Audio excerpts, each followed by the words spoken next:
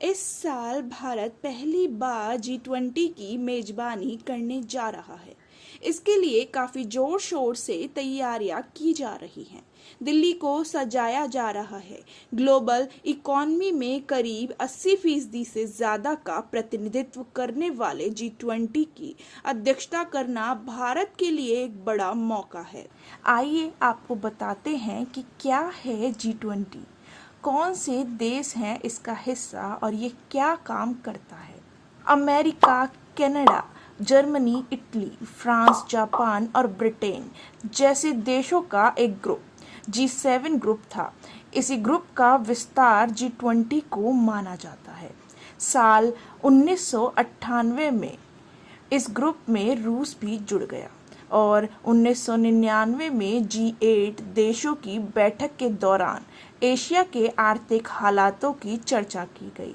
इस चर्चा में 20 बड़ी अर्थव्यवस्था वाले देशों को एक साथ मिलाने की बात कही गई और उसी साल बर्लिन में एक बैठक का आयोजन हुआ जिसमें G20 की बात उठी। 2007 में विश्वव्यापी आर्थिक और वित्तीय संकट के बाद G20 फोरम को राष्ट्र प्रमुखों के स्तर का बना दिया गया।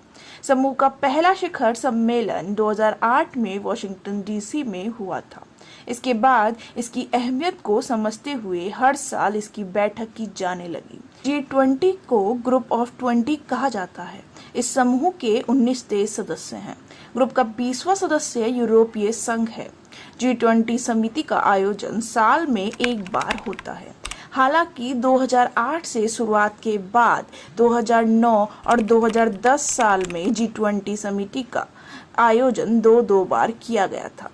इस सम्मेलन में ग्रुप के सदस्य देशों के राष्ट्र अध्यक्ष को बुलाया जाता है और कुछ अन्य देशों को भी बुलाया जाता है। भारत की अध्यक्षता में इस साल G20 सम्मेलन दिल्ली के प्रगति मैदान में आयोजित होने जा रहा है। G20 को सबसे बड़ा वैश्विक संगठन माना जाता है।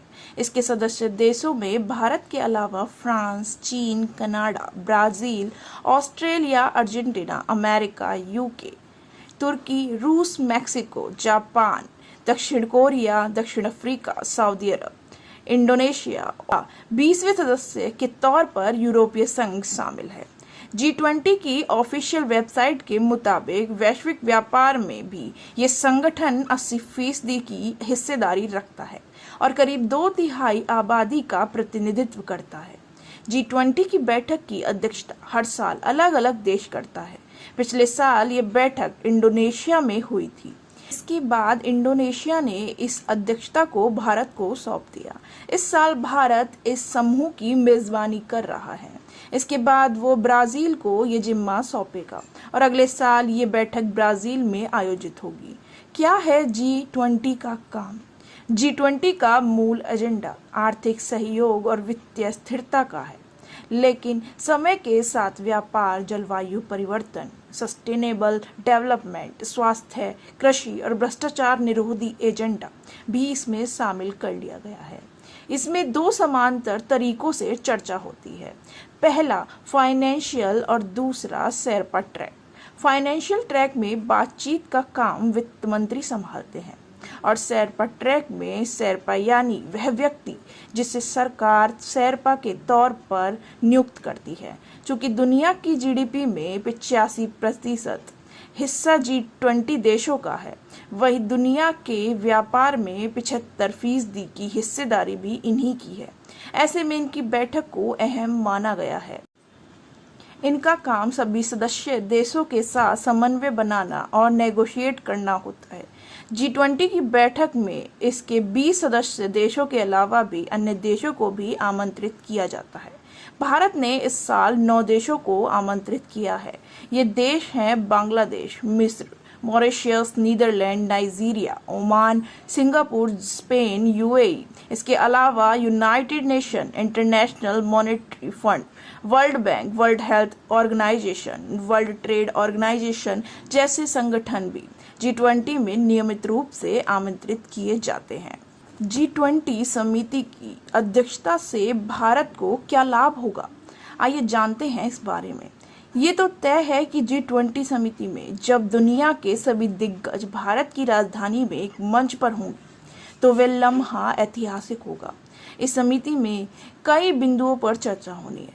पीएम मोदी कह चुके हैं कि दुनिया प्रगति, विकास, आर्थिक संयोजन, आपदा प्रतिरोधी क्षमता, वित्तीय स्थिरता, सीमा पार अपराध, भ्रष्टाचार और आतंकवाद और खाद्य, ऊर्जा सुरक्षा की चुनौतियों को हल करने के लिए G20 की तरफ काफी उम्मीद से देख रही है।